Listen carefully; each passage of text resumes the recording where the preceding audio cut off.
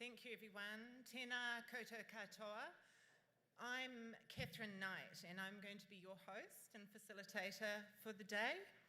And I would first of all like to welcome all of you here, especially those of you who have come some distance today, and welcome too to those of you joining us online. Well, for me personally, it is exciting, almost beyond words, to be here with you all today to learn more about nature and well-being and how we might integrate this knowledge and mātauranga into our cities and our daily lives. When I wrote Nature and Wellbeing in Aotearoa, New Zealand, which was published last year, I had an inkling of an idea of holding a symposium on the topic. But it was only through sheer serendipity and the unqualified support of Vicky and the team at the Ministry for the Environment that this has actually come to fruition. So I would first like to extend my thanks to Vicky and the team at the Ministry for making this happen. As you will have seen, we have a very full program to enjoy today, so I'm going to keep this very brief. I just need to let you know some points on housekeeping before we start. The toilets are through the door over here, and in the case of an emergency, please follow the instructions of the venue staff. In an earthquake, please stay inside and duck, cover, hold. We have your details from your registrations, but please use the COVID QR codes at the doors for contact tracing purposes. And also, if you could please take the opportunity to switch your mobile phones to mute or to airplane mode now, that would be fantastic. Today we have for you 3 wonderful panels with an incredible lineup of experts from a wide range of fields. I would like to thank all our speakers for making time in their busy schedules to be here today, including Professor Sebastian Chastin, who I understand will be staying up all night to be with us from Scotland. Each panel has a chair who will introduce the speakers and facilitate the Q&A for the session. We will also be taking questions from our 120 odd online attendees. They're not odd, they're perfectly normal, but there is about 120, through our online facilitator, Ben Eitelberg, who's down at the back. We have a very tight schedule, as I mentioned, and we will be trying to keep to time. I shouldn't be saying trying. We will be keeping to time. So if we don't get to all the questions, we will try to get back to them in the wrap-up session and look to collate responses for an info pack to be sent out after the event. So on to the program. So to welcome us here today, we have Vicky Robertson, Chief Executive of the Ministry for the Environment. Please join me in welcoming Vicky.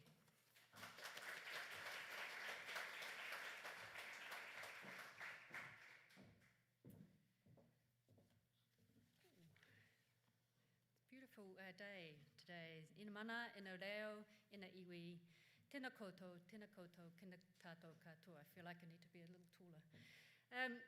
Ko Vicky Robertson aho, ka aho te tumu whakarei manatu motu taio. Thank you. I just want to, could you join me in doing a karakia this morning, please? Etu. Whakatakata te hau, ka whakataka te hau te tonga, kia mana, kia hita te uta, kia mātaranga, kia tai, kia hi kia ngā te arua, hi tau, hi huka, hi hau huna, heume e, hui e, tai ki e. Thank you. So welcome, and it's lovely to see such a mix of people in the room. It feels like a real treat for a Friday on the back of some fundamental things that we're doing in the ministry and the government's doing, just to sit with people who kind of get that there's something particularly special in our relationship with nature. And we saw through COVID that 2 things I noticed is people wanted to connect with their neighbours or to have some way of connecting with people, and they got out into nature in droves. So I live in Mount Victoria, and the hill was teeming with people, and the kind of need to get out into nature. For us in the ministry, we've been very focused on standing for a flourishing environment for all generations. And you kind of start to ask yourself, well, how do we create change from where we're starting here and now? And through COVID, we saw that people did want to make change because they saw that connection that they needed to their health, and they wanted to work together. I read Catherine's book over summer. I've been interested in this area for quite some time. I feel like the ministry's come into its own about being a ministry in the middle, being able to think about the nexus between environment, economic issues, and now into, I think, people well-being. And it seems so logical, but actually isn't a framework that people actually bring to bear in what we do. So I'm pretty excited about today. It's just an opportunity, I think, for all of us to fill up our passion cup and to know that we're not alone and what we know at a gut level is true. I'm really pleased that my own departmental science advisor has also done some work in this area about the connection between wellbeing and people, and she'll talk more about that today. So when I talk to those of you in the room who've done more research and thinking on this, there's kind of a spectrum of views, which is we need more research to be done because there's a lot of international research, but not a lot of New Zealand research on this, to actually there's enough here, we know enough, we should be putting it into action about what is it that's going to change from here. That means that every decision we make thinks about our investment and our responsibility back to nature, because it's so critical. I like to think of it a little bit as, to quote Sonia Renee Taylor and attribute this to her, which is, we are sowing a new pattern. And we're bringing forward some old wisdom, and it's great to see some of that in the room. Things that we knew before, from a Māori point of view, a Māori cultural point of view, we're creating wisdom from what we know today. We know from the Ministry of Environment State of Reporting that nature is not well. And if we continue this way, then our planetary health, our environment, our state of environment will not be there for our future generations in the way that we have it today. And we're looking to the future for that future wisdom. What's it going to be like? How do we project forward? What are the opportunities to create something new in a pattern for the future? And one of the things that I think Catherine tested me on was actually, it's a bit of a myth in New Zealand that we're all connected to nature. And I like to be optimistic and say we still have some threads there. We still have some threads of care and responsibility, much more so than perhaps in Europe. So I'm, thinking, well, how do we keep that and strengthen it? Because it's so vital for us to be able to walk out and have access to nature. If we don't have that connection, how can we feel responsibility for it? So I do feel like we're sowing a new pattern. And when you sow a new pattern, I didn't learn to sew when I was growing up. So when I started to learn to sew, it was like a mystery to me. I didn't know how to do it. I looked to old ways, I looked to my sister-in-law to teach me. I buggered it up, I sewed something backwards. And then eventually I, got to a point where I could do something new. And I think this room has enough people in it that could create something new. I think for the ministry, as I say, back for us, so you can see I'm very passionate about this. I have a son who has an addiction to drugs, so I'm very interested in what the healing components of health and connection to nature might be. It's a personal thing for me. It's also for the ministry. Next year we have the opportunity to both do an environment report, Aotearoa, what is the state of our environment, and also a new insights report under the Public Service Act, which basically says to us as public service CEs, you need to project forward what are the future trends and give us insights in your area about what that might look like.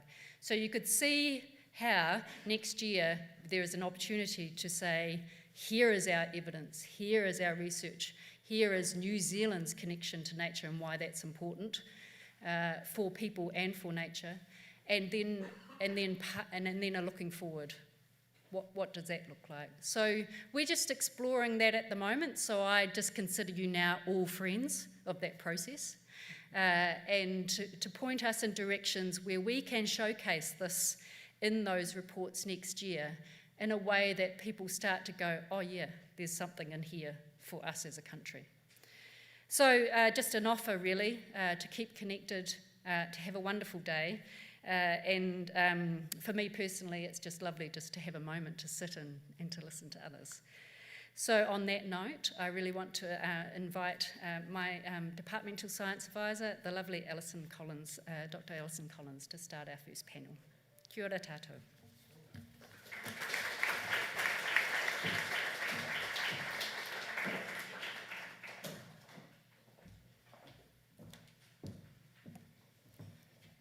Morena.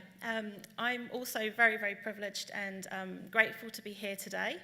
As Vicky mentioned, we haven't really done a lot of research, but we've just started to scratch at the surface, myself and my colleague Angad Hussein, who's coming later today. And I'm so fascinated to be here and to actually hear from you about some of the work that you're doing firsthand. So thank you for the opportunity, Catherine. I think we're going to invite the panel members up now. If you'd like to come up. And I'll introduce each one. We've got 15 minutes per speaker. We will reserve questions until the end, both in the room and online. So I think our first speaker is just approaching the podium.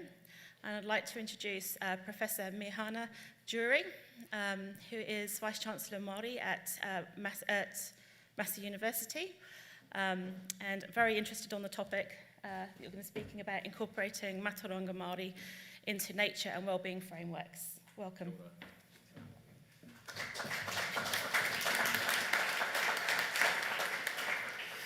Kia ora tātou, ko te mea tuatahi he tautoko i te karake i tēnei ata, whakataka te hau ki te uru, whakataka te hau ki te tonga, ko tai tātou ki te tonga i tēnei rā, nō reira kei te mihi rā kia koutou, ngā reo whakahaere i tēnei kaupapa nui, i tēnei rā. Catherine koutou, nā koutou te mahi nui, kia tai pēnei tātou i tēnei rā, nō reira tēnei te mihi atu. O te rā te mihi ki te mana whenua, kia te atiawa, kia taranaki whānui, taino atu kia Ngāti Toa Rangatira i tēnei rā, tēnā koutou. So thank you for the invitation to be here. I was a bit uncertain about that photo, but anyway, you must have found it on Google or something like that. So ka pai. I'm going to talk briefly today about the role of kaitiakitanga in the environment and the interactive nature between the way in which we give expression to kaitiakitanga and the way that we gain wellness through that process, through the actions that I believe define the nature of kotahitanga. So I'm just going to see if I can flick through these slides here. This is He Ara Kotahi. It's a bridge, a walkway, an avenue of sorts that connects one side of the city of Palmerston North to the other. It also connects a whole range of narratives and experiences, both historical and present, that bring together a whole range of new experiences. Now, the reason I've got that image there is it's a relatively new installation in Palmerston North, and what it's enabled is an opportunity for our wider community to explore the environment beyond the right-hand side of the river. So those of you familiar with Te Papaioia will know that on one side you've got the esplanades and everything else, and on the other side you've got all of this farmland which connects back towards Linton and to Massey University. Now this installation took a few years to get over the line, but what it's done is it's opened up a conversation about how we, as the community of Manawatu, engage with the environment. What you don't see there are all of the conversations that took place before the bridge was installed between Rangitane, the council and other stakeholders. Part of that discussion was, what do we do with the bits of the walkway that traverse wahitapu, sacred spaces? How do we navigate those spaces? Very, very sensitive discussions, and I'm pleased to say there was a way which enabled the path on the left-hand side to kind of find its way around those spaces in a respectful way. But I'm going to pick up on that again a bit later on. This particular image was us 3 weeks ago. When I say us, I'm referring to Te Kōtui Reo, a representation of 12 marae from across the Manawatu Rohe, or region. Each of those 12 marae, of course, are committed to the kaitiakitanga, the custodianship, the stewardship of land, water, environment. And some might say, well, wasn't this just a protest march about the reversal of the Māori Wars decision? Yes, at one level, but actually it was a unified voice about the criticality of kaitiakitanga and the voice in which we have as mana whenua across the Manawatu Rohe. So this was an expression of the importance of kaitiakitanga, an expression to council, an expression to community, an expression to Aotearoa about the place of mana whenua relative to environment, relative to land, and relative to the well-being of people within our community. So I wanted to just kind of squeeze that image in there, because what you see are hundreds and hundreds of people who are deeply concerned about environmental issues and deeply concerned about the future well-being of the next generation of whānau, hapu, iwi, and community. Now, since this photo was taken, we've had some hugely positive interactions with our local council, with our mayor, and in my way of thinking, that has to be a positive development for Manawatu. So we keep moving forwards, and as we move forward, we also think about all of these places and spaces that are part of the built environment. And Catherine, I just want to acknowledge the work that you've done with your book, but in the whole range of the research that you've engaged in, which is really looking at this whole notion of the relationship that we as people have, both with our natural environment, but also with the built environment. This is a building in Otaki called Ngā Purapura. It's a centre for well-being. It's a centre that's committed to the advancement of well-being, not only for whānau, hapu and iwi, but also the wider community. What you don't see behind these people at the front are, again, hundreds and hundreds of people from the wider Otaki, Kapiti Coast community who showed up at 5 o'clock in the morning to help open this building. And that's significant. So it's a project which has had a very, very interesting background to it. The architects for this particular building were Tennant Brown, and I've got a couple of other photos that kind of just highlight some of the work that they've done. But the conversations were the interesting part, talking about what happens when the 1,000-year floods hit. What does this particular piece of this water feature at the front do? It helps absorb the impact if and when that 1,000-year flood hits. The late Megan Raitt was connected into this project, and I've got some of the photos of some of her work, having the discussions about how community work together to contribute to architecture that's not only about design, but also about giving back to this whole notion of kaitiakitanga. The interesting thing I think about this particular image is that we have an entire community who are there to open the building, because it's not just the building, it's a commitment to well-being, it's a commitment to health, it's a commitment to all of us doing our piece, our part, to work together for a better future, for a flourishing future for our people, for our community, for our environment. Okay, this is the same building on the top right-hand side during the day, okay, and you can see I was talking about the water, there it is. On the left, we have Mana Tamariki. This is a kura kaupapa Māori, which is situated on Grey Street, Palmerston North. Again, very, very interesting discussions about how this piece of architecture might contribute to the whole notion of kaitiakitanga. It opened in about 2007. So there's been a number of our tamariki mokopuna who have gone through as students in this school, in this kura, who graduate having a really deep knowledge, awareness and understanding about the criticality of giving back to Papa Tuanuku, Earth Mother, Rangi Nui, Earth Father, everything that goes down below us and everything which goes up. So I'm really interested in this space, because I think as we talk about this whole notion of sustainable architecture and Aotearoa, for me it's the conversations which are most important. The conversations to get mana tamariki established, the conversations to get ngā purapura established, and you'll recognise these other places here in Te Whanganui Atara. Those were all discussions that preceded the design. And it's those discussions that are so important when we're talking about well-being of community, well-being of whānau, well-being of iwi and hapu relative to the built environment, and relative also to kāhui atua.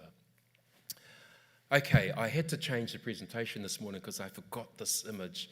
But this is the Massey University campus on Tasman Street. So those of you, I know I've got some colleagues from Massey here today, but those of you who haven't been there, when you get there upon first arrival, you'll see Te Rau Karamu Marae. This particular project had a 6-year gestation period, 6 years of discussions, really, explorative discussions about what does it mean to have a marae on a university campus in the heart of Wellington. What are the implications for mana whenua, for te Atiawa, Taranaki whānau? What kind of role will the mana whenua play in terms of this particular marae? What is the discussion around the notion of kaitiakitanga? So it opened this year, and it's a marae with a difference in the sense that it's committed entirely to growth, the growth of people, the growth of knowledge, and it's not a whare tupuna per se. So when you go into this whare, you won't see carvings like you will in a whole range of other whare nui. What you will see are representations of the environment. You'll see Te Marama, the moon, and the 31 different pō that are named, and you'll see a whole range of representations by way of mahi toi, which give expression to our relationship with the environment, our relationship with te kāhui atua. Atua being the environmental forces that we, of course, have no control over, but what we can do is control our behaviours, our practices, our actions to give expression to atuatanga. So this is another example of contemporary architecture, I believe, which incorporates a whole range of aspirations, a whole range of commitments to meaningful expression of kaupapa, tikanga, and kawa. So I would encourage you, if you have the opportunity, to have a look at the marae. It's a contemporary marae situated in the middle of Wellington, and it brings with it a whole range of interesting discussions about what it means to live here and what it means to be able to contribute to this idea of kaitiakitanga. So I'm going back to Manawatu now, and this is just in the heart of the city, Te Marae o Hine. This is one of our uncles, Waramu Te Aweawe, who is the descendant of Te Pēti Te Aweawe, who you can see in the statue behind him.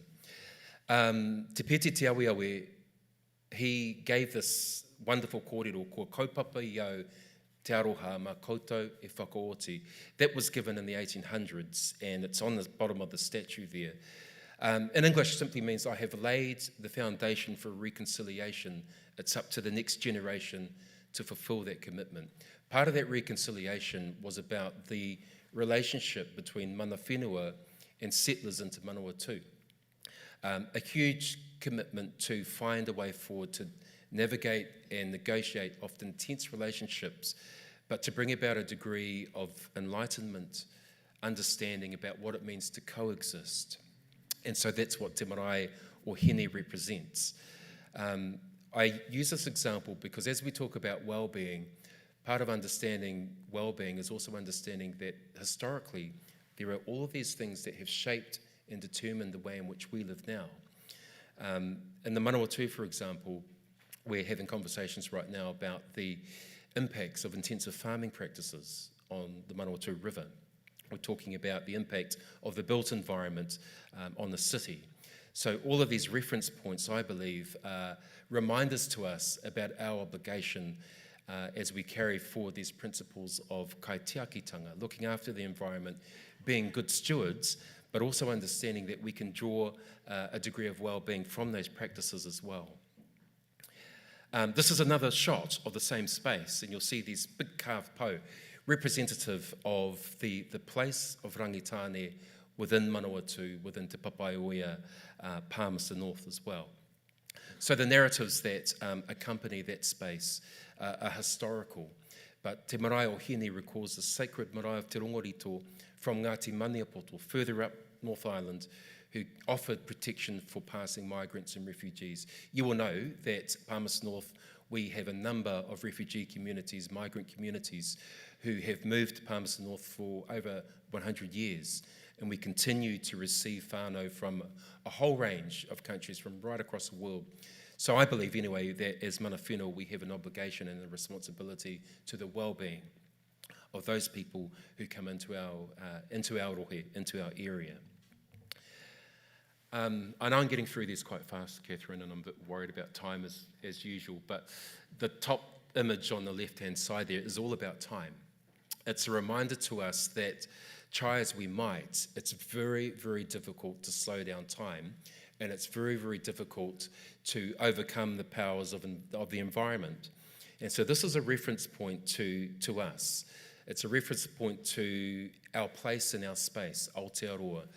Maui Tikitiki Ataranga, because he had acquired these supernatural powers, was able to slow down the trajectory of Tamanui Te Rā so that people could go about their daily lives and not feel rushed. I believe it's a timely reminder to all of us that sometimes in our environment, and when it comes to well-being, we have to slow down. We can't keep up this frenetic pace of moving from one thing to the next without it having an impact on our well-being. And I've got that image in there because it brings us back to the kaupapa of this symposium, that well-being is as much about slowing down as it is about speeding up. If we take the opportunities to slow down, to think about the environment in which we live and that we contribute to, good things will come from that. So the discussion around Maui is very, very relevant to all of us in Aotearoa. Te ika a Maui, that's where we are right now, the big fish that Maui caught. The Manawatu River, the most heavily polluted river in the southern hemisphere.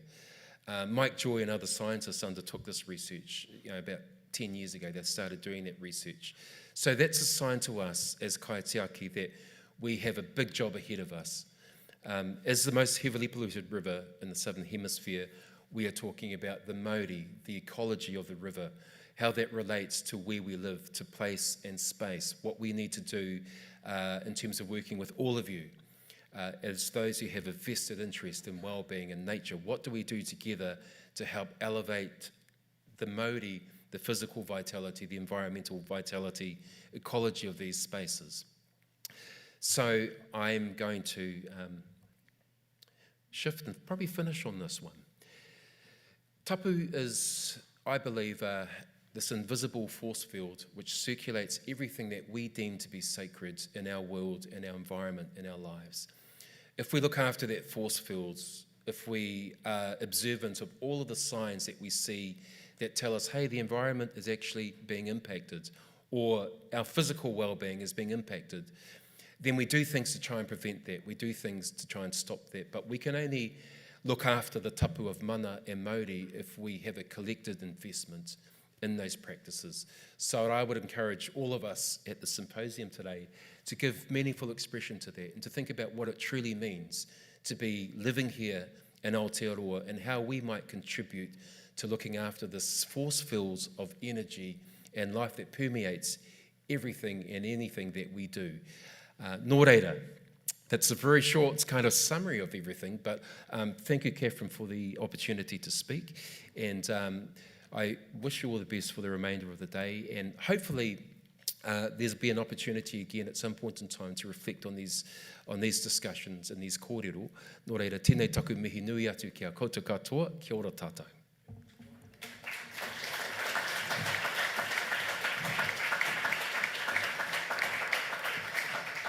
Thank you very much for the beautiful presentation. Now from the Manawatu all the way to Glasgow, hopefully with the power of technology, we're going to be joined by Professor Sebastian Cheston, who is a Professor of Health and Behaviour Dynamics at Glasgow Caledonian University. And it all looks well with the technology, so I introduce you now to perhaps speak to the room. Thank you. Good morning, everybody. It's a real pleasure to be here and being invited, so thank you very much for having me. I'm going to be talking about some work we've done specifically in Scotland around how we can use blue spaces and water to improve health and well-being of population. And I was really enthused by the previous presentation because it fills a whole lot of gaps, and I definitely have to come to New Zealand to learn more. I was planning to come this year, but it was a bit stopped by the COVID pandemic. Is there a way I can actually share my presentation? Oh yes, give me 2 seconds. There we go. I hope you can see this now. Okay, so I'll actually work at Glasgow Caledonian University in Glasgow, Scotland, and I lead the Urban Green and Blue multidisciplinary research team. And the picture you see here is the picture of an infrastructure in Scotland that really celebrates our desire as a nation to make the use of one of our biggest resources, water. We want to be an hydro nation. And these are called the Kelpies. They are actually mystical creatures, mystical horses that leap out of water. And they are actually a tourist attraction now that attracts more than 2 million visitors per year. So it's a really big success, and it's built on an old Victorian infrastructure that was derelict. And this is a story I'm going to tell you to show you the power of blue spaces on population health.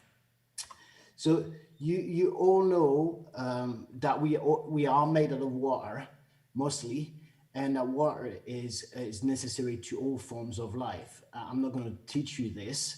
It's quite obvious. And water has been central to our life always. It's penetrated art, it's penetrated our mysticism, our spirituality, our religions.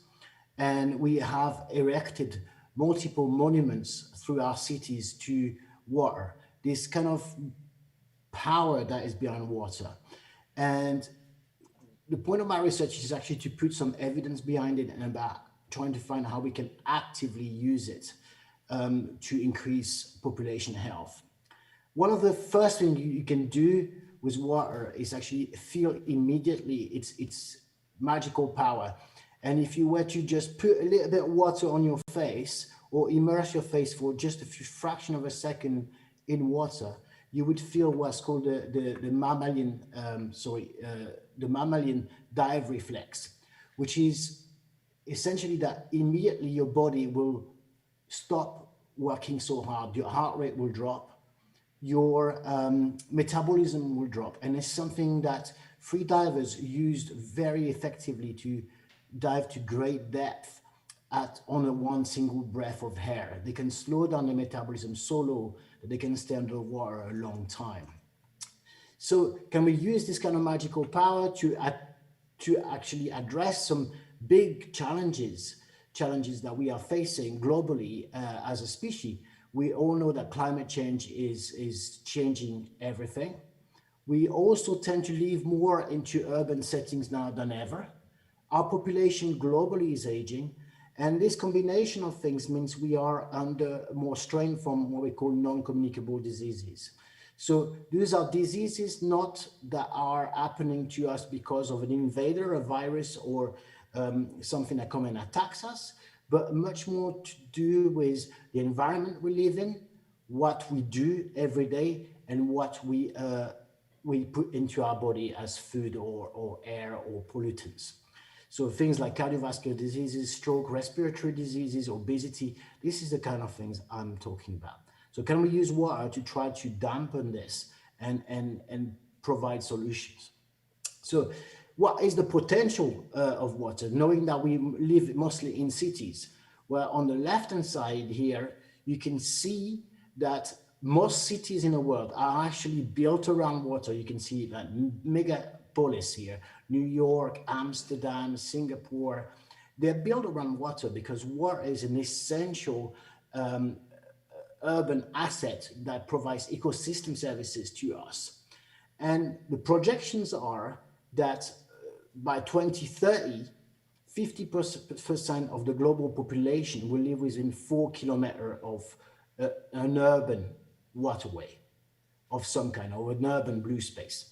So that's the population we can reach immediately. with just by proximity to water. And we know that this water provides this ecosystem, which are our water quality, but also influences the air quality we have around us. It mitigates temperature, it mitigates flood risk, it provides habitat for biodiversity within an urban context. It can be a place of transportation, then therefore taking cars away from the street, reducing pollutions, and also giving us noise reductions, and potentially increase well-being. But is that actually true? Well, about 10 years ago, we started seeing the first evidence that this was the case. We knew that there was such thing as therapeutic landscape within an urban setting, but that was mostly to do with parks and green spaces, which are difficult to develop because of the pressure on real estate. But blue space is much harder to build on blue space. So there's maybe a better potential there. And we noticed immediately that people that live near the coast, so near the sea, were in better health and reported better well-being than people that lived away from it. And that was particularly true for the people that lived in the most deprived area. So what we wanted to find out is, well, not everybody lives by the sea, unfortunately, but can we replicate that effect with inland waterways, so urban waterways that are not the sea or the ocean?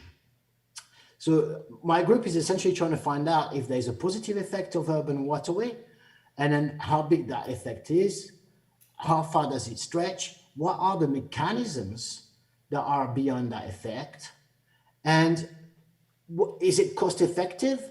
Can we get more health than we spend on developing blue spaces? And can we amplify the effect knowing the mechanisms so that eventually we can co-create with communities and stakeholders, waterways operators, municipalities, some action plan that would embed health and well-being beyond the planning of or the regeneration of blue spaces in urban settings. So I'm going to talk to you about my own city. Glasgow is actually called the Dear Green Space place. This is the name, that's what Glasgow means. But in Glasgow, it's the second most green city in the UK, but it's also the city with the worst health, not only in the UK, but in Europe. And what we see immediately, there is a very unequal distribution of green spaces. 96% of people in low deprived area don't really have access to a green space in one of the greenest cities in the UK. And that's generally the case in most cities anyway, that unequal distribution. On the other end, what we have in Glasgow is some blue infrastructure, in particular a big river, that was an industrial river, the Clyde, and a canal that was a Victorian mean of moving goods, industry, and people. So these were like essentially pre and post-industrial infrastructure that went into decline and then contributed to the decline of the communities around it. And there's been, this is basically the natural experiment beyond which we built our evidence. So the canals were completely closed and it went into dereliction. And so did the communities around it. But around the year 2000, the Scottish government decided to reopen them, regenerate them, and make them navigable again, but also to build infrastructure around it, particularly to as nature-based solution to as climate adaptations and mitigations. So things to avoid flooding, create renewable energies, this kind of thing. And we wanted to find out if that investment in regeneration and for economical purposes and for climate purposes also had a health impact. And therefore we could get co-benefits from both. So we set up on a long piece of research and we followed the health of the population of Glasgow over 18 years during that regeneration. And what we noticed is that as a generation went on, 18 years later, what we see is a 3% year-on decrease in mortality rate for the population that is within 250 meters of the canal. The canal is only about 4 meters wide. So it's So it's a very, very powerful effect. And that effect is more seen within the most deprived communities. So the most deprived neighborhood, the poorest one. We dug a little bit deeper and looked at specific conditions. And what we see is a trend. The closer you are to the water, the less likely you are to have a non-communicable disease, take medication, or have mental health issues. And that is seen mostly in people that live in the most deprived area as well. And that has an effect size of about 8%, which is huge. 8% doesn't sound much, but I'm struggling to find a medication that would have the same level of effect. So not only it has a very substantial effect on people's health, but also it seems to work as a health equality leveler. So we were very happy with that, but we needed to understand the mechanism behind it. So there's some theory and a little bit of evidence around it. Blue spaces, around this, there's infrastructure in which you can be physically active. And we know that physical activity, well, actually is a #1 risk factor to poor health. We know that every year 5.3 million people will die of physical inactivity. That's more than COVID. And we tend to ignore that. But so there's a relationship there between blue space makes you physically active, prevents you from having disease. That is evidenced and theoretically sound. The second one is back to that reptilian, to the mammalian reflex. And very much in line with the previous presentation is that as you are near water, it has a restorative effect on our well-being. And that restorative effect decreases our stress. And that is measurable in people's hormone immediately after they are near water. And we know that stress, that's the second biggest risk factor for health. So there is another pathway here. There is a pathway that is theoretical, but for which we haven't got much in terms of evidence. But I need to come to New Zealand to actually learn about that a lot more. Because blue space might provide places for people to have social connection. And we know now that social disconnection or isolation is also one of the top 10 risk factors for health. So there is the third potential mechanism. And finally, the simplest one we can think about is actually if I have clean water and the blue space is clean, the environment in which I live in will be better for me. But also if I take away some cars because people are cycling along the river, that I'll have a cleaner air. So there is a ripple effect around the environment of having a good quality blue space. And we've seen that also in the first presentation today. So what we do from there is actually to start developing some intervention. And we try to do some circular interventions. So for example, what we're trying to do is embed in the health system something called social prescribing. So instead of going to the doctor and being prescribed pills, you are now prescribed some activities near a blue space, whether that's fishing or walking or something like that, kayaking or just painting. It can be anything, but it's near blue space. And the advantage of this is double. You get the effect of the blue space, but you're also reducing medical consumption, drug consumption, which in turn reduces the amount of drugs in the water, because drug residues are now ubiquitous in most urban waterways in Europe, at least. And they can have quite negative effect at very small concentration. So we are trying to do that on both sides of the equation. And we are also trying to increase exposure of the population to blue space. That means we want to extend the benefit that we see within 250 meters of the blue space to more people. So that means we have to provide better access, more usage. We have to guide people toward the blue space more. And for this, we develop city-level action plans, which are really about based on system approach. So we're trying to understand all the factors that influence usage and trying to build action plans based on that, using multiple stakeholders. And we do that in conjunction with the population of Glasgow and the communities near the blue spaces, We use a bunch of methodologies to do that, to engage them. And they are part of building the action plan together with the water authorities, the municipality, and we're trying to engage, excuse me, the government too, and to try to find sustainable systems so that the communities keep control of these blue spaces the best they possibly can. And that's about all I have to say. Again, thank you very much for having me. I'm very happy to answer any questions if you have any, either immediately, or you're welcome to get in touch via email or through Twitter.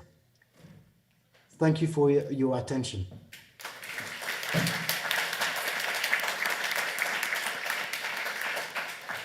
Thank you very much, Sebastian. We hopefully will come back to you at the end of this session with some questions. Our next speaker probably doesn't need much of an introduction. Someone who beautifully weaves together history, environment, people into something quite beautiful. So we're very lucky to have Catherine talk us through nature and wellbeing research.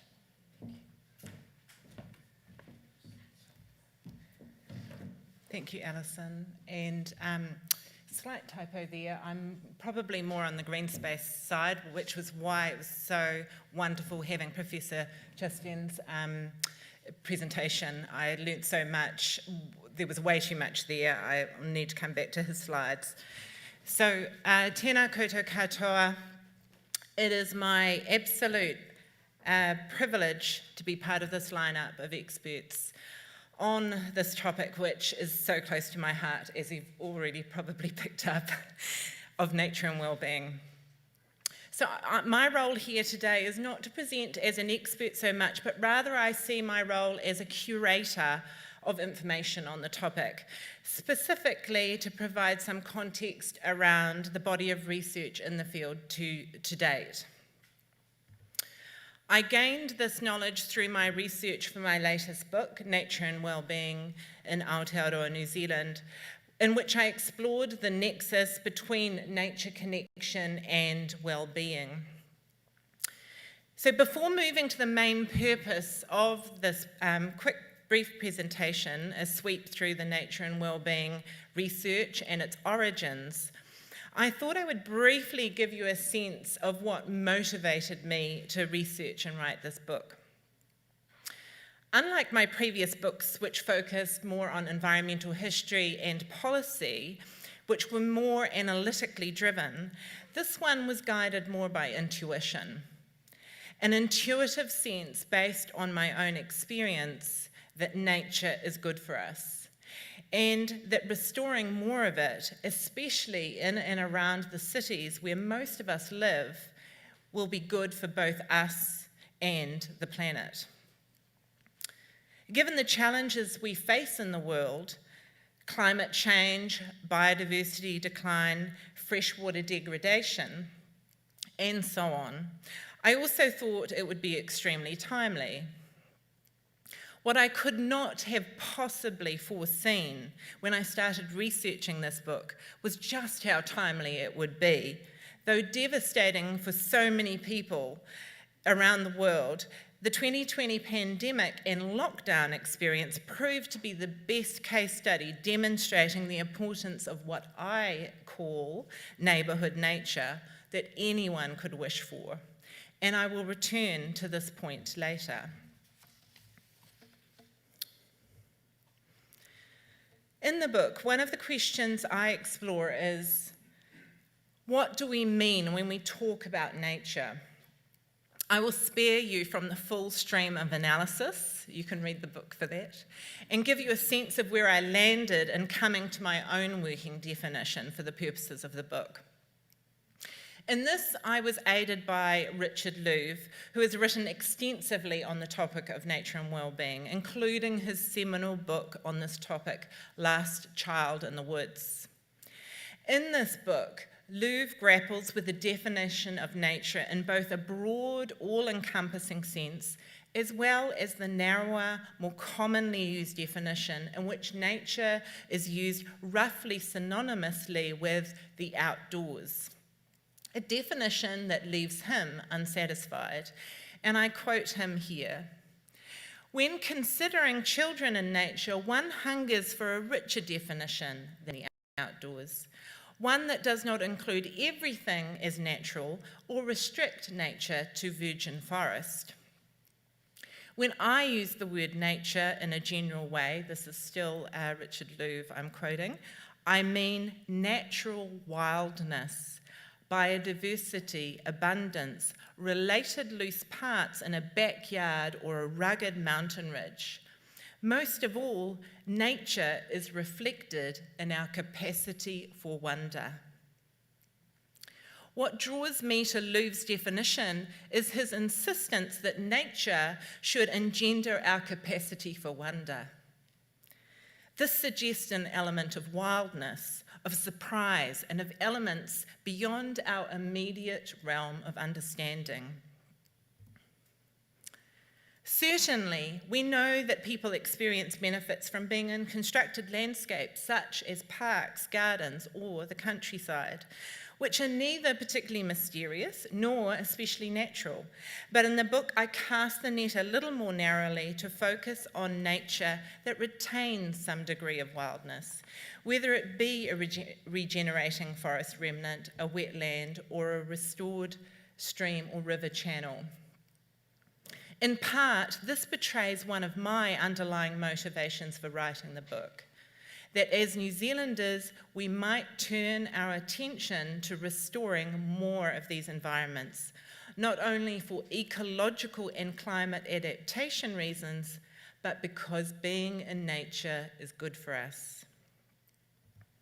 So on to the main purpose of my presentation, to provide you with a quick overview of the history of nature and wellbeing research. Of course, as people, we have known about the wellbeing benefits of being in nature for hundreds, if not thousands of years. In the book, I touch on some of the rich history, the Greek healing temples of the 6th century BCE, the Taoist gardens and greenhouses of over 2,000 years ago created to foster well-being, and European monasteries of the Middle Ages whose gardens were designed to support the health and recovery of those fatigued by their spiritual studies. So they didn't just invent beer. But here I present a sweeping overview of the research as it is unfolded in the modern era. Much of this has been led by researchers in the field of psychology in the United States. One of the very earliest studies is the Hospital Window View Study, undertaken by psychologist Roger Ehrlich in the 1980s. In this study, he monitored the response of patients to views of trees and gardens from their windows, finding that patients with a view of nature reported better mood and more positive feelings compared to those without a view. This research led him to develop the stress reduction theory, which proposes that looking at scenery with natural elements such as trees, plants, and water create positive emotions and feelings such as interest, pleasure, and calm, and has a restorative effect, thereby easing our state of alert following a stressful situation. Also in the 1980s, environmental psychology researchers Rachel and Stephen Kaplan were forging a related but slightly divergent theoretical path through their research into nature and well-being. Their theory was that interacting with nature allows our cognitive mind to rest, making us feel less stressed and less anxious, and therefore happier. They called this attention restoration theory. They believed that landscapes that were most effective in creating this response were ones that engender what they termed soft fascination, an element of mystery that entices the mind's attention rather than demanding it as many stimuli in contemporary life do. An example of such a landscape is a winding forest path, such as the one we saw in the earlier slide, a view partially concealed by foliage, or a stream that meanders out of sight. Since the work of these pioneering researchers, there have been a multitude of studies, mainly in the United States and Europe, but increasingly in Asia as well, especially Japan and South Korea. Studies have found exposure to nature or urban green space leads to improvements in mood, lower levels of stress, reduced symptoms of depression and anxiety, and improved cognition in children with attention deficits and individuals with depression.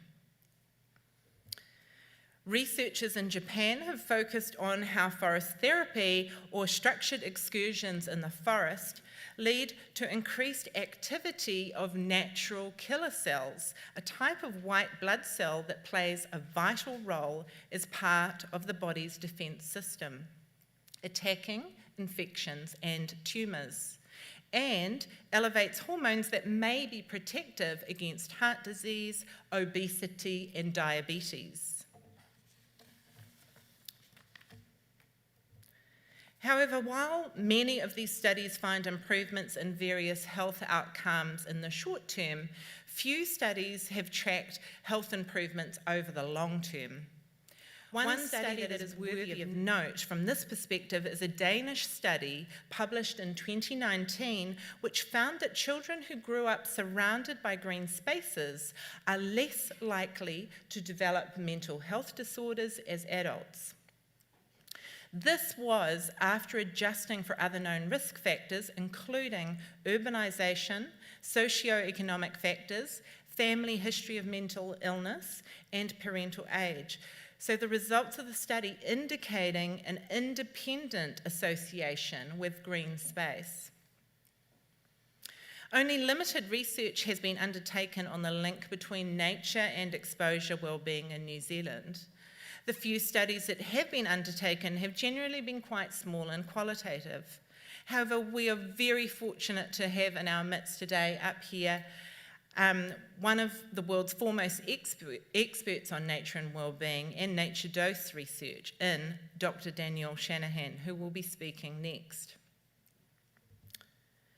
Finally, when I set out to write Nature and Wellbeing in Aotearoa, New Zealand, I could never have imagined that the world would experience a global pandemic that would so starkly illustrate the importance of nature in and around the places we live. The pandemic, ironically caused by human destruction of and the encroachment on the world's once wild places, would bring economies, travel, and life as we know it to a halt.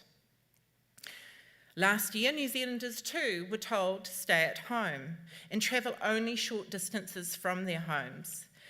This meant that what I call neighbourhood nature, the parks, reserves, stream corridors and gullies in the towns and cities in which 86% of New Zealanders live, became all the more important.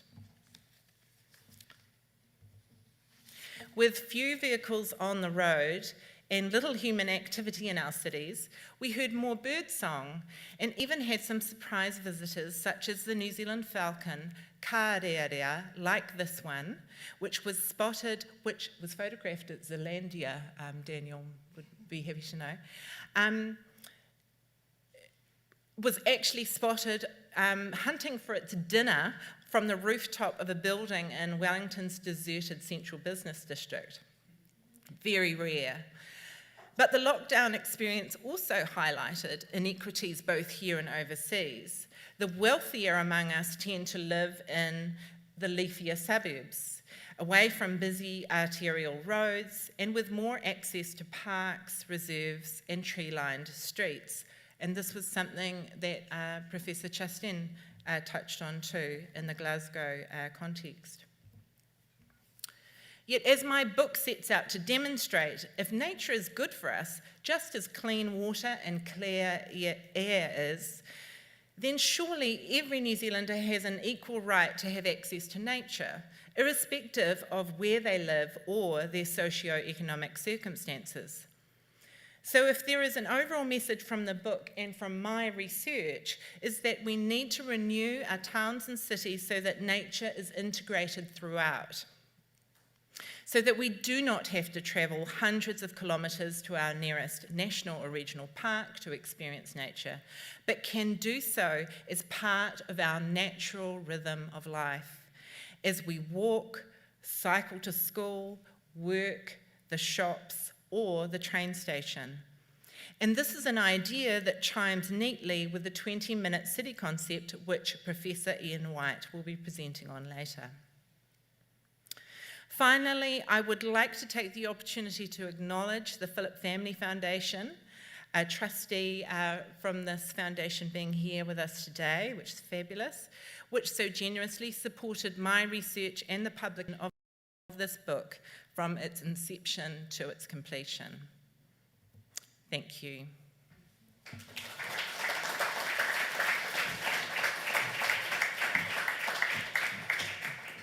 Thank you, Catherine, and for particularly that last point around access and equity, I think a really important one, which hopefully we'll come back to today. Our final speaker in this session is Dr. Danielle Shanahan, who I believe holds a dual position at Zealandia and at the Victoria University here in Wellington. Welcome. Kia ora, thank you. Kia ora, everyone. It's really nice to see a lot of very familiar faces here, of course.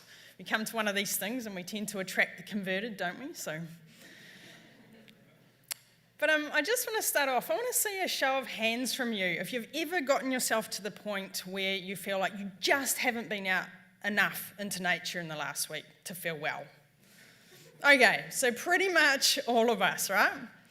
So it really is worth us thinking back to that week or those weeks where that's happened, because that gives you a hint as to what your own personal bespoke minimum nature dose is.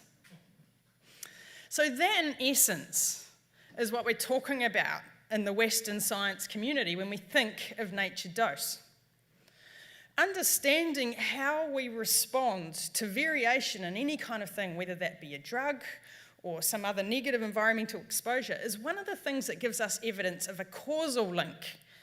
So cause and effect, in this case, exposure to nature and wellbeing outcomes. So understanding how that variation occurs, what it looks like, is kind of critical to help us get to the point where we understand this area a little better. Oh, I've got slides here, I forgot about that.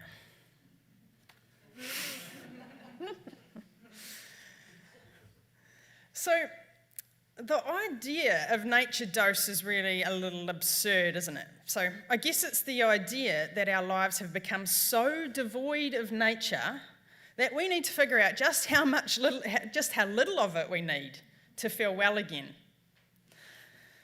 So it's not really a new concern, okay? In fact, I'd almost consider it a bit of a colony. And we heard a little bit of that from that, a bit of an idea there from Catherine. So monasteries, as we've heard, actually prescribed garden visits in the 1200s to aid the recovery of the sick. Okay, parks were incorporated into city planning in Britain around 200 years ago with the specific goal of trying to reduce the number of deaths they were seeing. So it's been widely acknowledged that the presence of nature, in fact prescribing, people going out into nature, could actually help people feel well again. Our Western style of living drove Richard Pyle, who's in this fabulous photograph up here, to coin that phrase, the extinction of experience of nature. This was all the way back in 1978, or is it 72? It's one of the two. So this extinction of experience is driven by a couple of different factors, and to really understand nature dose, or the idea of nature dose, it's worth us unpacking that a little bit.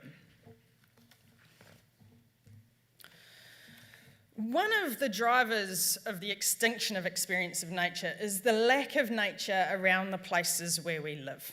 Okay, so simple as that. We're not seeing nature often in our everyday lives. Now, this slide is, I love showing this slide because it really illustrates how our cities are changing.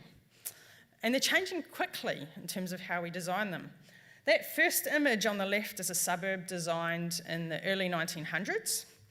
And of note, you'll see I've just put some lines up there. The house plan itself sits on around 30% of the block that it sits on. Now, fast forward to a suburb developed in the early 2000s. We're looking at houses taking up, around 70 to 80% of the block that they sit on.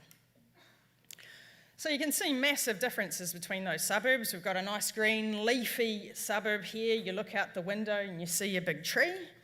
And looking forward here, we've got very little backyard space. In fact, we're probably spending more of our time inside or commuting to work. Our lifestyle in these places might look very, very different. As we've also heard earlier, the people who live in these types of houses are often quite different. You know, they come from different socio-demographic backgrounds, different levels of interest in nature, and all of that influences how much we go out and experience that nature we have around the home. So there's a spatial connection to, or a spatial influence over that extinction of experience of nature. Now, the other side of this, of course, is the time we have for nature. So in some of our studies in cities like Brisbane, even Wellington to some extent, Auckland and the UK, almost half of us rarely, if ever, actually manage to get out into green space over the course of any 1 week. So as I mentioned earlier, I've got here the converted. I suspect if I asked you to put your hand up if you visited green space in the last week, you'd probably all put your hand up. Stick your hand up. Yeah, so pretty much all of us, right? But that's not normal, or it's certainly not ubiquitous amongst our society. We also see, children spending an incredible amount of time in front of screens and doing other activities, playing violin and going to swimming and so forth. That impacts on the time we have available for spending in nature. Now, an added layer of interest in this is that conservationists are becoming increasingly concerned about these trends, the lack of space for nature and the lack of time for nature. We're worried that this could lead to a decrease in caring for nature, people not giving a damn.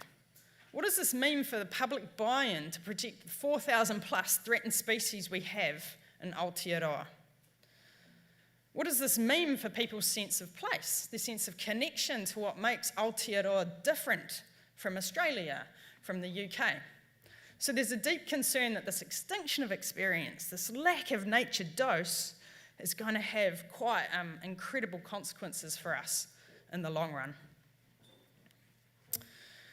So I guess this brings us back to the slightly absurd concept of minimum nature dose.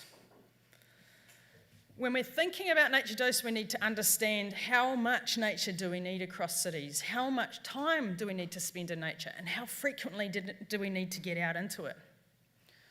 What type of places do we need to visit? So I'm just going to give a 10,000-foot view of some of this research and where it's going. So I guess Professor Chaston's research actually gave us a little glimpse into this idea. One of the holy grails that researchers have been looking for some time is just how much green space do we need in cities for people to get the best benefits. And looking at the program, I think we're going to hear a lot more about that later on from some amazing researchers. Now, for example, one of the goals of putting green spaces in cities is often actually to improve things like air quality, potentially reduce the incidence of respiratory illnesses. Now, when we're thinking about this particular type of wellbeing benefit, it's actually a little easier to consider, right? So we've got a very much a measurable effect on the environment that we can try and understand. If we put in so many trees, what effect does it have on air pollution? However, there is another added layer of complexity. There always is. So what we know in ecology is that the leaf area of a particular tree or a particular plant influences how well that particular tree filters particulate matter from the air. So, for example, karaka or rangiora, for those who are familiar with our beautiful native species, big leaf area, right? Much, much better at filtering particulate matter from the air than, say, a pine needle, which has a very, very small leaf area. So what we put in our green spaces, it's not just the area of green space that we need to understand, but what we put in those green spaces that actually influences what we need to do in our suburbs. So I'll take this thought pattern forward to a slightly more complex idea, which is thinking about park provision again in cities.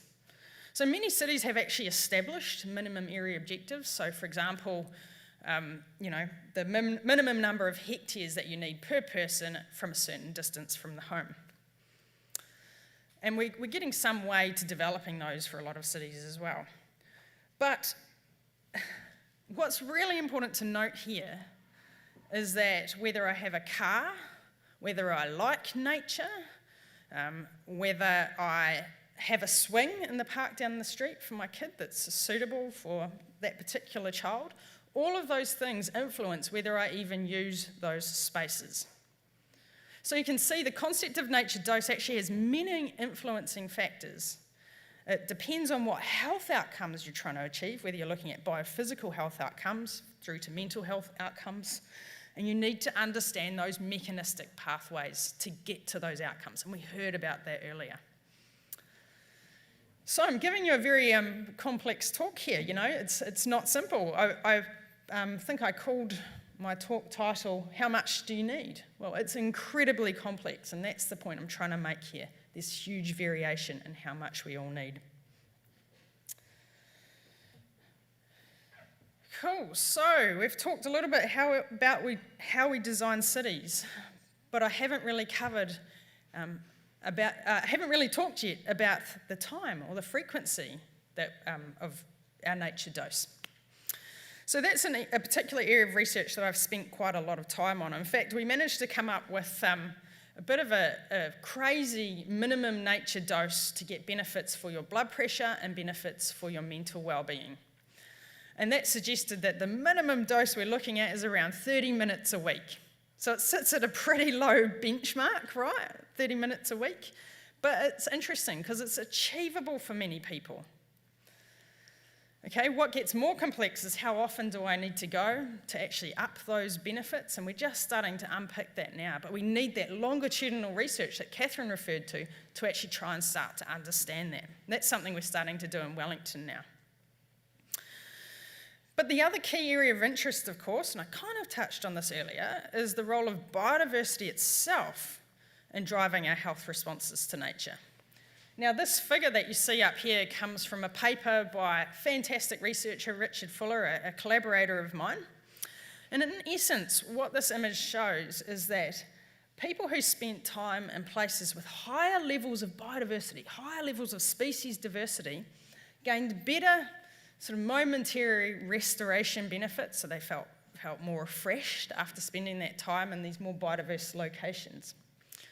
So, there's some evidence that the amount of biodiversity in the place you visit influences your health response. This relationship is not well understood. It's something that we desperately need to understand a little better, especially if we're going to sort of be looking at the relationship between nature dose, health, and that connection to nature. Because what does it mean for conservation if everyone just needs to visit a monotonous pine forest to get all of the health benefits that you might imagine? That's another layer of things going on here.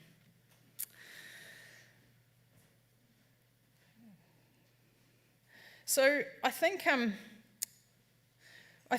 added layer of complexity for this type of question, and this is a paper I really need to just get on pushing out the door at the moment, is that this relationship won't be the same for everyone. Okay, so if I encourage, my sister can't stand natural environments. Finds them a little bit frightening, she'd rather have someone there and it be a big social event. She's just not into it. If I forced her to spend 2 hours walking around Zealandia Sanctuary, she'd freak out. That's not going to be a restorative thing for her. So understanding individual variation, how individuals respond to different environments is critical.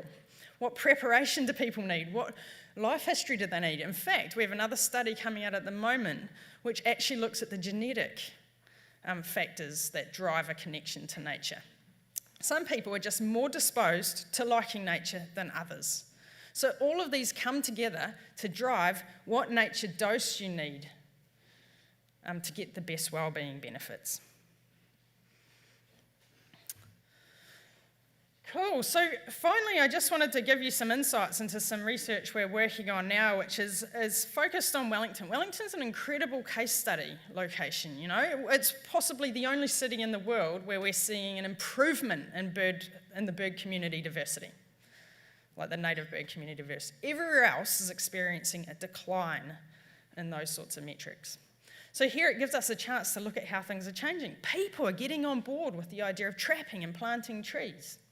So we have this chance, almost a natural experiment, to look at what happens as people get on board, as nature improves rather than declines, right? So something that we're interested in is not just looking at what happens when people get out and spend time in nature, but how does what they do in nature actually influence those health and wellbeing outcomes? In this case, we've actually found relatively strong evidence now that getting involved in trapping, getting involved in your local community group has a huge effect on mental well-being, blood pressure, but also social cohesion. And we heard about that a bit earlier from Professor Chastan, who indicated that social cohesion is a major influence of risk factors of other health outcomes. So if we can enhance communities through mechanisms like becoming involved in trapping, okay, and it's not just a small amount. And in places like Wellington, you know, that's so vulnerable to earthquakes and other natural disasters, having that social cohesion present is what is going to give us that resilience into the future. Cool, so coming back to you all, thinking back, how much time as an individual do you need to spend in nature each week to feel well? Think about that for a second. Now I'm going to pick on someone. Paul, how much is it for you? Couple of hours. Amanda, how much is it for you? Every day. The point I want to leave you with is that there is a huge amount of variation, even among this room of the converted, in terms of how much your minimum nature doses. Yes, we can develop some population level guidelines, but we need to understand variation in the community, variation among our communities, to actually get to the point where we are supporting them and accessing nature, we're providing the right types of nature that doesn't freak them out, that enables them to actually create that connection. We do really need to understand our key questions of how much time, how frequently we need to get out there, but again, only you can answer the question of how much you need, and it's the same for everyone. So I'll leave that there.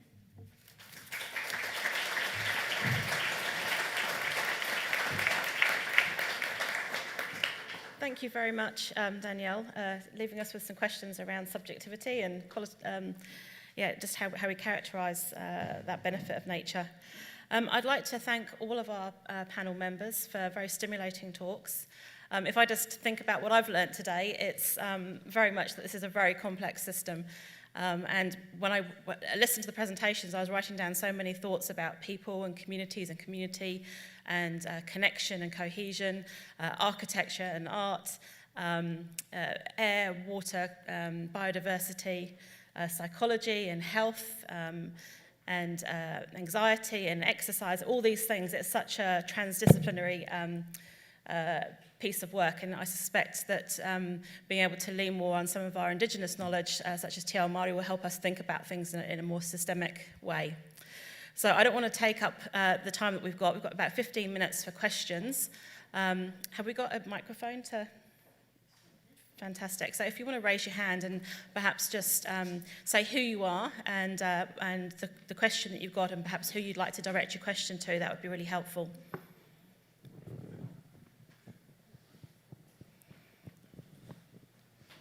Kia ora. It's quite loud. I'm Ox Lennon from Wellington Zoo. I wanted to ask about, we heard a lot about green spaces and blue spaces and how they influence people's well-being. But I'm wondering if anyone knows anything about how animals contribute to that, because I'm thinking plants, I'm thinking water, but I'm wondering about like the animals in those spaces and how they differ from maybe plants. Anyone keen to take a go? Yeah, can you hear me? There is quite a bit of research, and it sits across multiple different disciplines. But some that I'd point to that I've certainly been involved in is looking at the diversity of birdsong in the environment, and we've got quite good population level evidence of a link with having higher diversity of birdsong around your home and greater, much better wellbeing outcomes. But there's a lot of other research. I imagine even some people here have been involved in things that look at the direct connection with individual animals as well, which is a whole nother ball game. And maybe Catherine. May I? Yep. I just wanted to just answer to this because it's really interesting actually.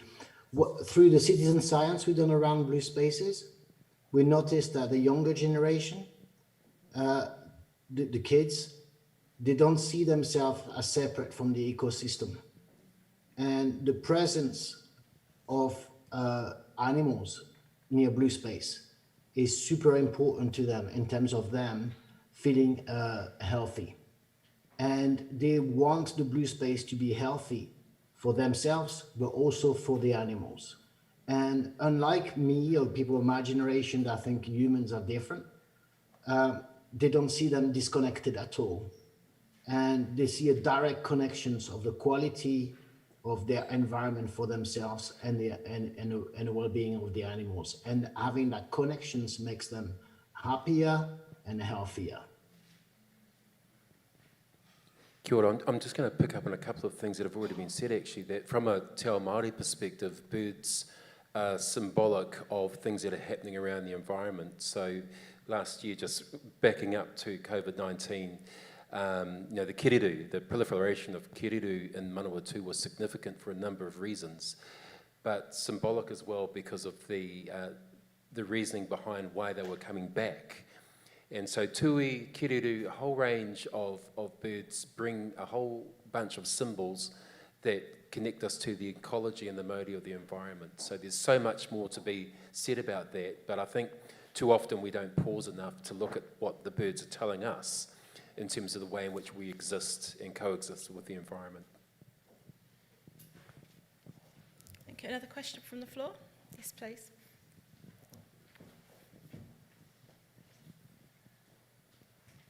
Hi, I'm Robin Buxton of the Phillip Family Foundation, which has been privileged to be able to support Catherine and all the wonderful things she does. But a point I would like to make is that we've got to approach this through education, and perhaps bringing the Maori point of view into the curriculum is a start. But amongst other things, I can recall when I first started doing law, there were two acts, the Municipal Corporations Act and the Counties Act, and they had specific provisions that when you subdivided an area, and I don't mean one section into two, but a suburb like Kingston, which I think Wrightson's the company did, you have to put 10% aside of the value of the sections, which would go into an account within the council that could only be spent on the sort of things you would like to see everywhere in that particular community. Now, when we look like losing a significant part of Wilton's bush because someone was going to subdivide all the land on them, I get muddled with things, but on the south side of the track from Blackrock Road, the council had been offered that land for nothing once the Churchill Drive was built. No, we don't want this land. It was all native bush then. But councillors, council laws and council officers are ignorant of all these things. They decided, because the public lent on them, that rather than let this be developed, they should buy it. Now, to buy it, they borrowed money from the housing account, following which the people who controlled the housing account said, you've got to pay it back to us, and said to the town built, who I've been involved in from 30 years or so, you've got to sell some of your town built to get a source of money to pay back the housing department to hide the problems that we created years ago. And having legislation very specifically covering that was totally ignored by the Wellington Council anyway. They never set up an account. They could never tell me how much money they had received for reserves or what they'd done with it. That, I think, we're only going to change by educating the next generations. So sorry, that's not a question, but a comment. Thank you, that's a good reflection. Do any of the panel members want to reflect on that point about education?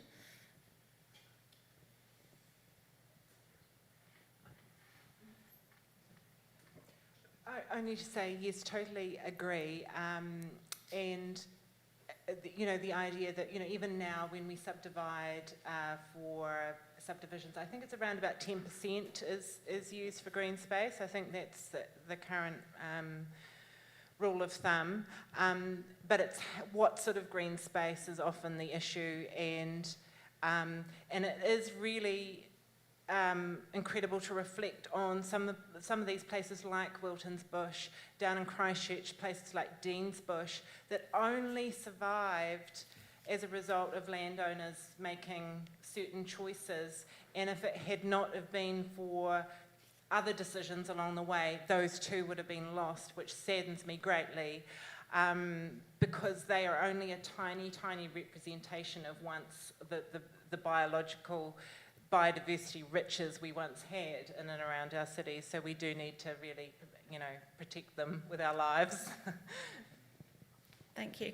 I'm just going to give an opportunity for someone online. Have we got any questions online? Yeah, we do. We've got three. So I'll just go in order of who asked them. So first is from Ron Mader. It's a question for Catherine. Is there an overlap between neighbourhood nature and radical localism? The pandemic made us all super aware of our immediate surroundings. How do we maintain this awareness? Sorry, what was the very beginning of that question? Is there an overlap between neighbourhood nature and radical localism? Pass. Yeah, I'm not sure I can answer that. Can anyone else?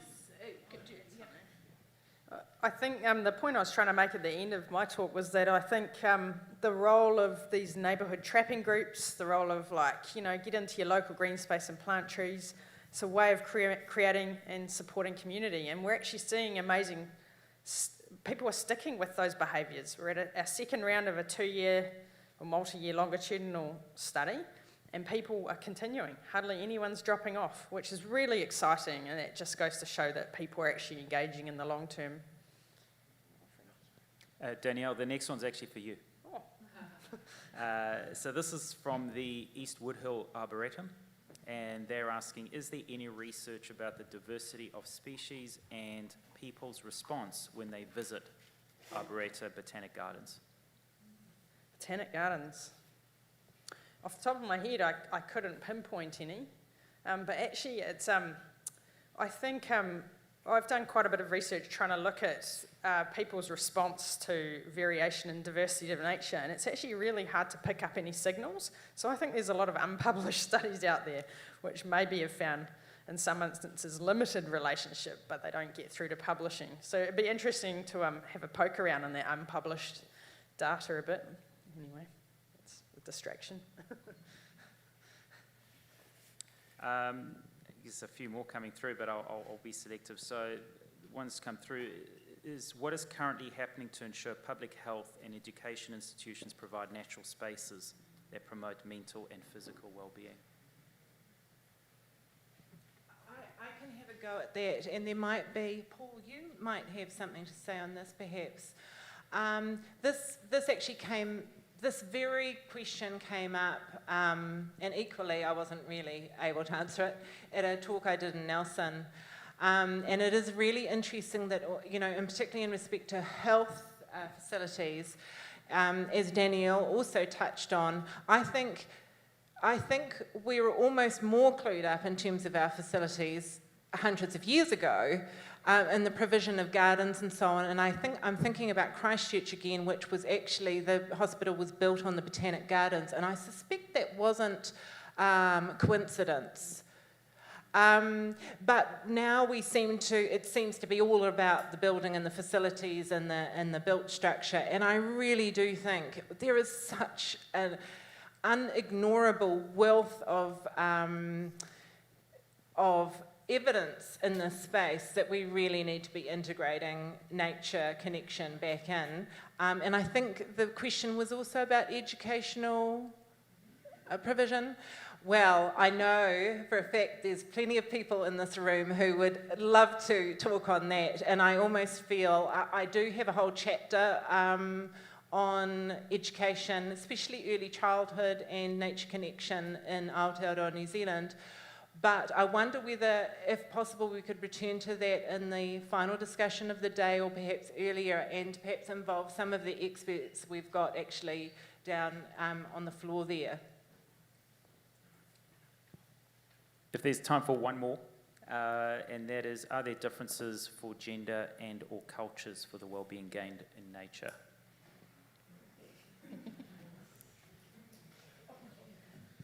Kia ora, I'll jump in there just because I think there is, the second part of the question, I think from a Māori worldview, it's all about restoring balance to both Māori and mana. So when there's a degradation environmentally, the Māori worldview is that there's a depletion of Māori or vitality, whether it's environmental or physical or social. And so the challenge then becomes, how do we restore the balance of Māori, of the whenua, the land, or the Māori of people? So that's always the challenge in front of us as Māori, as tangata whenua. When degradation occurs, how do we, and diminishment, how do we seek to recalibrate and rebalance that? So I'm fascinated by the previous speakers because it speaks to that notion of when depletion occurs, we then try and respond in a way in which we build things back up to a level at which we're able to benefit from a well-being perspective. Thank you. We're running very close to time. I might just let the floor have one more question. Someone got the mic there? Kia ora koutou. This is Sarah Boone from the Ministry for the Environment. It may come up in the next session as well, but I'm keen to draw a link between your talk, Professor Drury, and Dr. Shanahan. All of you have talked about the benefit of being in nature, and including the concept that we might even prescribe time in nature for people's well-being. I'm really curious if any of you have studied or learned about the benefit of giving to nature, and I think both of you touched on that. And particularly, should we be prescribing time, giving expression to kaitiakitanga, custodianship, and or involvement in local level restoration groups? Could I just very quickly, I don't want to answer that question, but I have a really funny feeling that Dr. Daniel Hikuroa's talk is going to really well respond to that. Would I be right? Yes. And it will be a wonderful, because I know this story, it's also in my book, it will probably bring some tears to eyes. So that's one thing I would like to say on that. Just very, very quickly, Danielle also touched on this. The other thing about giving back to nature, and this is also, I've covered a bit of it in the book too, but it also comes back to that social cohesion thing. So often when we give back to nature, whether it be through nature restoration initiatives, etc., we're doing it in group situations and connecting with others. So there is at least a double whammy of well-being there, if not more, as one thing I can say very briefly on that. Thank you. Please don't think that's it. I'm sure you can grab our speakers in the tea breaks, and I think at the end of the day there's going to be more time for questions. So again, if you could join me please in thanking our panel, including Professor Sebastian Sheston from Glasgow University.